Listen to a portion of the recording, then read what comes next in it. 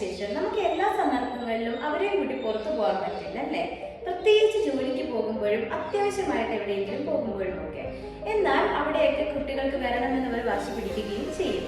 ഇത്തരം സന്ദർഭങ്ങൾ രണ്ട് രീതിയിൽ നമുക്ക് മാനേജ് ചെയ്യാം. നമ്പർ 1, കുട്ടികൾ കാണാതെ അവരോട് പറയാതെ ഒളിച്ച് അവരുടെ ടാൻട്രംസിനെയൊക്കെ അവോയ്ഡ് ചെയ്യാനായിട്ട് നമുക്കങ്ങ് പോകാം. നമ്പർ 2, അവരുടെ കാര്യം മര്യാദയ്ക്ക് പറഞ്ഞ് പോവുകയാണ്, കുറച്ച് കഴിഞ്ഞ് പുറത്ത് വരും എന്നൊക്കെ ഒന്ന് പറഞ്ഞ് അവരുടെ ടാൻട്രംസിനെയും ഒക്കെ അക്സെപ്റ്റ് ചെയ്ത് നമ്മൾ പുറത്ത് പോകാം. ഇതിൽ ഏത് ചൂസ് ചെയ്യുന്നതാണ് ശരിയായി നിങ്ങൾക്ക് തോന്നുന്നത്? ഞാനെപ്പോഴും രണ്ടാമത്തെ ചോയ്സാണ് ചൂസ് ചെയ്യുന്നത്.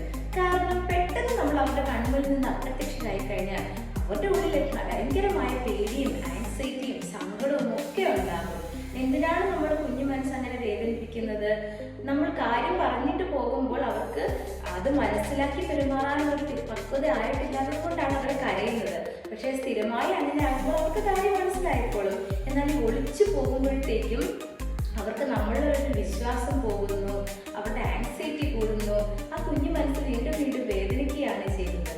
അപ്പോൾ നിങ്ങളും കുട്ടികളുടെ അടുത്ത് എല്ലാ കാര്യങ്ങളും, ഈ കാര്യം മാത്രമല്ല എന്തും ഓപ്പണായിട്ട് സംസാരിച്ച് അതിൻ്റെ കുട്ടികളിൽ നിന്നുണ്ടാകുന്ന റെസ്പോൺസിനെ അക്സെപ്റ്റ് ചെയ്ത് തന്നെ മുന്നോട്ട് പോകാനായിട്ട് ശ്രമിക്കുക. ഓക്കെ?